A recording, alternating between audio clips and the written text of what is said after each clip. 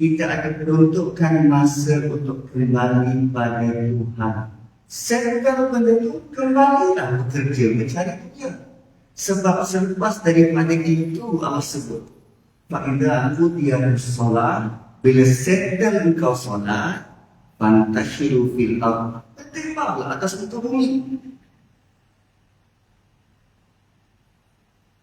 Cuma kadang kebiasaan kita yang bekerja pada hari Jumaat,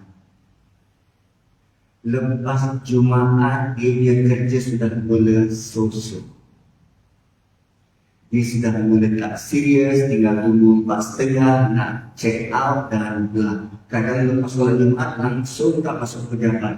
Sedangkan arahan daripada Quran, tidak dari solat, selesai solat Jumaat, fantashiru fil ardh wabtaghu min fadlillah. Tiada masa lain yang Allah suruh cari keberkatan atas muka bumi ini untuk mencari fadlullah kecuali selepas solat Jumaat.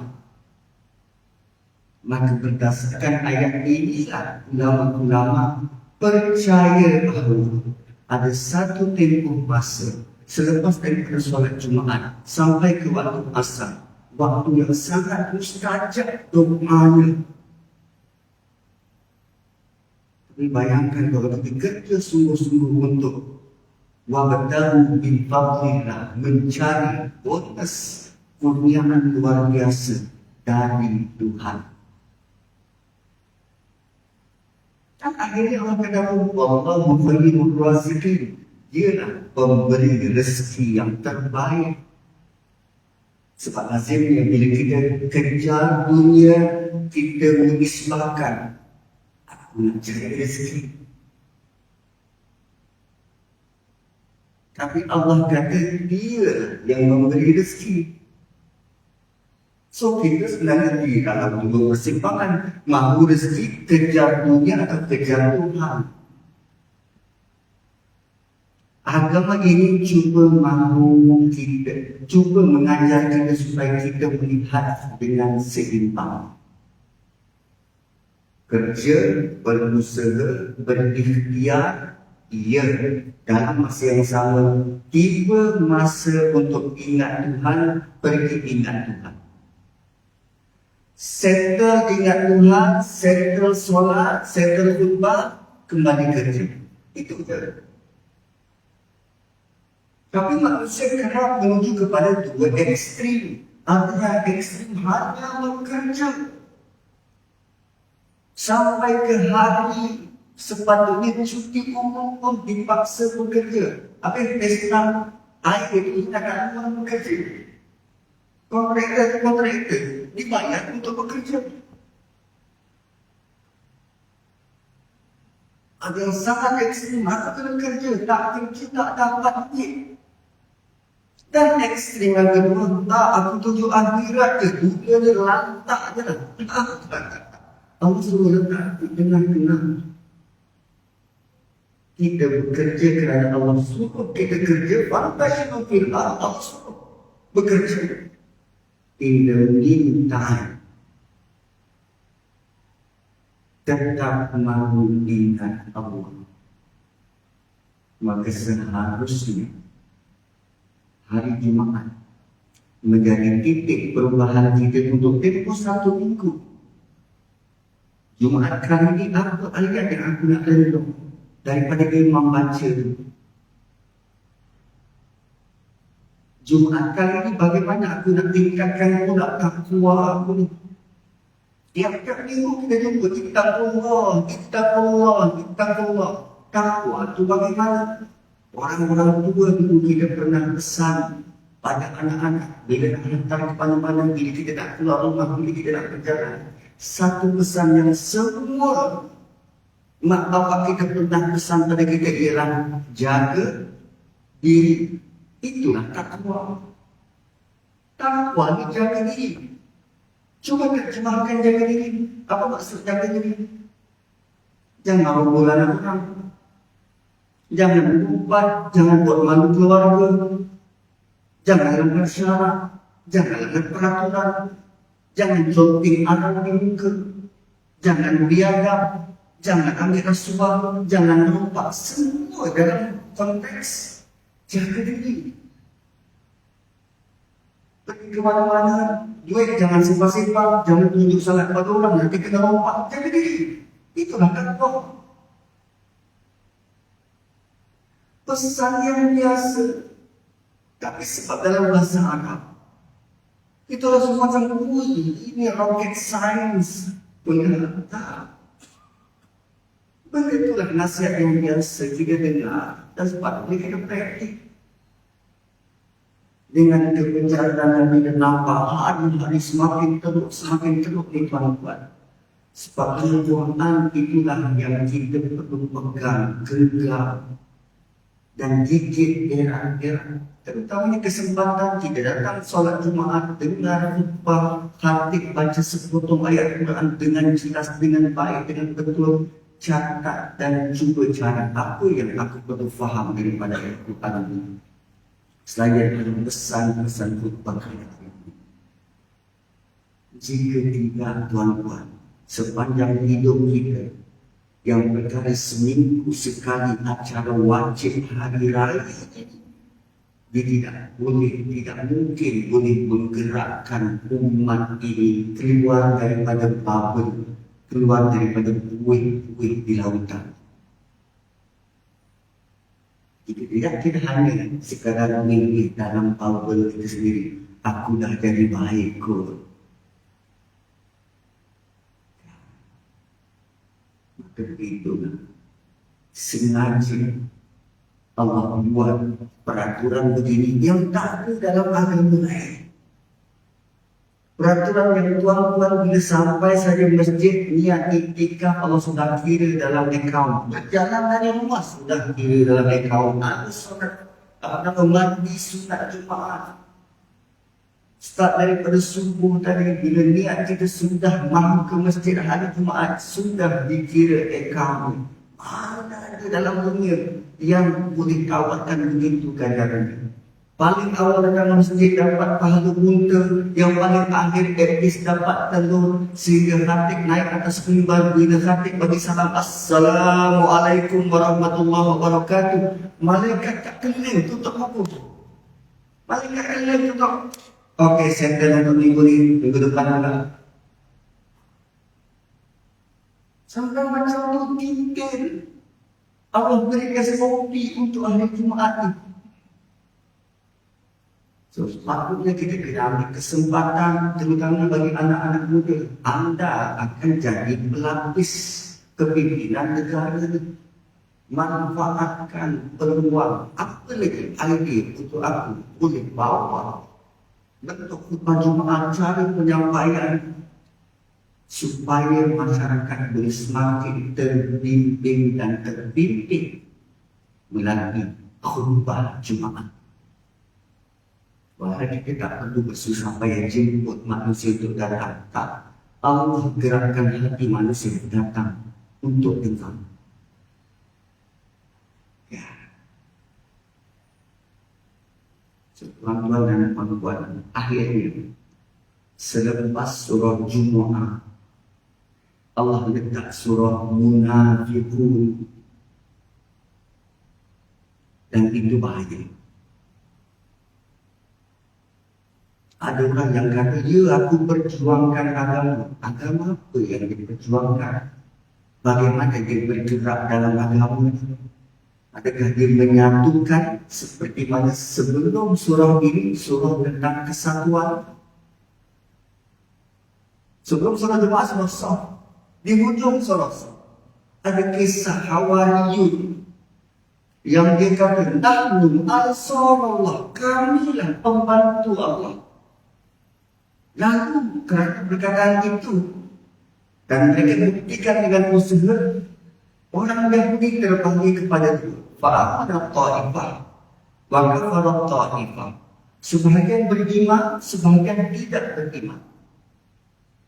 Tahukah anda bahawa dengan usaha Hawariyin, sahabat-sahabat Nabi Isa yang terus berdakwah mengingatkan manusia, kita berjumpa dengan cerita pemuda Kahfi yang begitu kuat akidahnya, sanggup lari kedua semata-mata mau selamatkan akidah, sebab dia terkesan dengan dakwah, kesan daripada dakwah Hawariyin. Tapi Allah tak pernah sebut nama siapa Hawariyin. Kenapa? Yang penting bukan siapa yang deliver. Yang penting ialah message kebenaran itu diwarisi dari satu generasi ke satu generasi.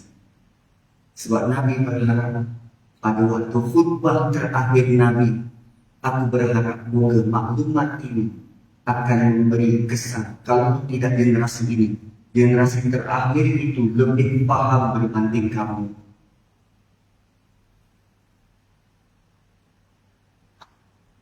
So, apa-apa saja usaha untuk datang ke masjid hari Jumaat tentang khutbah Jumaat, tolong kita pergiatkan. Kalau tak dapat semua sebahagian, mungkin boleh menulis tentang apa maksud khutbah Jumaat pada hari ini, buat flyers letak dekat papan kendaraan. At least orang tahu, okey, ini sehari-hari ini. At least. Tapi punya bahasa bercakap, bukan bahasa penerbitan. Kan ada beza bahasa bercakap, bahasa terbitan, bahasa masdar. Dia akan beri kesan psikologi dan kesan emosi kepada pembaca dan mendengar. Dan paling penting tuan-tuan, orang tempatan lebih tahu tentang kehendak masyarakat tempatan. Maka sebab itu khutbah ayat ini diberikan oleh orang tempatan dan begitu dia paling faham keadaan masyarakat di situ. Dan penyampaian khutbah berkuasa teks yang diberi.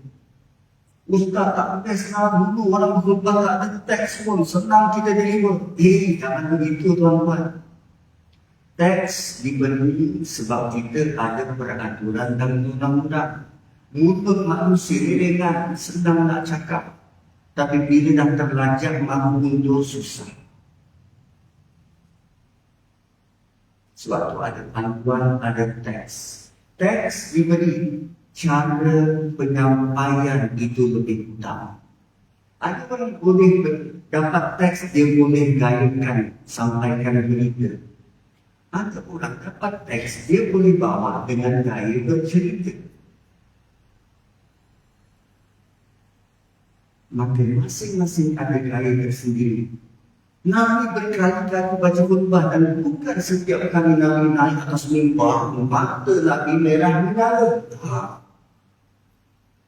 Di sekurang-kurangnya bila Nabi deliver khutbah itu, para sahabat terkesan. Ada masa Nabi baca ayat tentang neraka, Nabi berdoa minta perlindungan. Ada masa Nabi baca ayat tentang surga, Nabi berdoa minta diberikan. So begitulah hari Jumaat, khutbah Jumaat, dan pasaklah dalam diri kita. Inilah bentuk rahmat dari Tuhan, supaya sekurang-kurangnya satu minggu satu kali kita belajar tentang satu ayat Quran. Barakallahu fiikum. Assalamualaikum warahmatullahi wabarakatuh.